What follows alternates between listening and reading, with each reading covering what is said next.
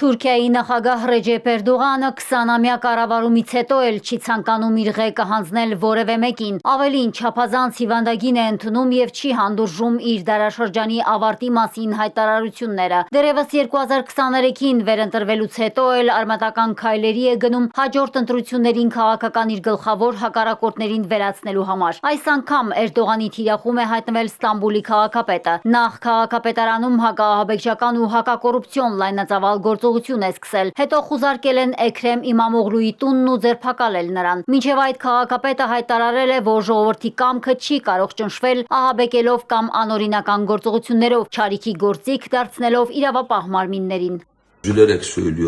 Մենք կանգնած ենք մեծ բռնակալության առջև, բայց ես ուզում եմ, որ դուք իմանաք, որ չեմ հանձնվի։ Բոլորից շատ սիրում եմ, վստահում եմ եւ ինձ եւ ազգիս։ Ես շարունակելու եմ պայքարել այս մարդու դեմ։ Էրդողանն ավելի հեռուն է գնում, դատախազությունը ձերբակալման օրդեր է տվել ոչ միայն քաղաքապետին, այլև 100 մարդու, այդ թվում են լրագրողներ ու գործարարներ։ Նրանց դեմ մեղադրանքները ներառում են հանցավոր կազմակերպության ղեկավարում եւ անդամակցում, շորթում, կաշառակերություն, անձնական տվյալների անօրինական ձեռքբերում եւ տենդերների արդյունքների կեղծում։ Ցուցակում է նաեւ քաղաքապետի մամուլի քարտուղարը, սակայն ըստ դատախազության հանցավոր կազմակերպության պարագլուխը Իմամօղլուն է։ Քաղաքապետի կինը բոլոր մեղադրանքները համարում է զրպարտություն։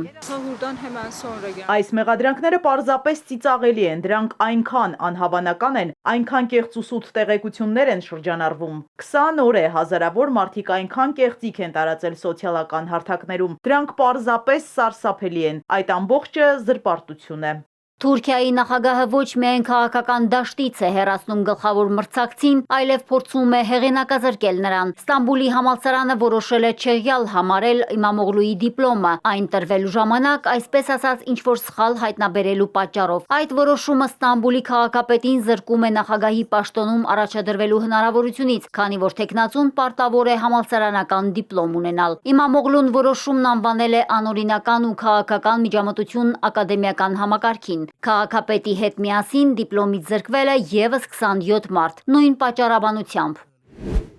Իմամօղլուի ձերբակալության ֆոնին մինչև մարտի 23-ն արգելվել են հանրահավաքները։ Թուրքական լրատվամիջոցները հայտնում են, որ քաղաքի կենտրոնական մի շարք փողոցներ արգելափակված են։ Փակ է նաև մետրոն։ Թուրքիայում արգելվել է նաև մի քանի սոցհարթակ, որոնց միջոցով կարող են համակարգվել ակցիաները։ Քաղաքական լարվածության ֆոնին թուրքական ազգային արժույթը գրանցել է պատմական ռեկորդային ցածր ցուցանիշ՝ $1 37 լիրա է։ Էքրեմ Իմամօղլուին որպես քաղաքական դեմք ոչնչացնելու համար Էրդողանի իշխանությունը տարվա սկզբից նրա դեմ մի շարք հետաքննություններ է սկսել։ Անցյալ տարի Թուրքիայում ՏԻՄ ընտրությունների ժամանակ ընդդիմությունը հաղթել էր Էրդողանի թեկնածուներին Անկարայում եւ Ստամբուլում։ Իմամօղլուի հաղթանակը կանաչ լույս է 2028-ի ընտրությունների համար, իսկ սա խառնում է Էրդողանի բոլոր խաղաթղթերը։ Մարիկ Օստանյան, Էպիկենտրոն։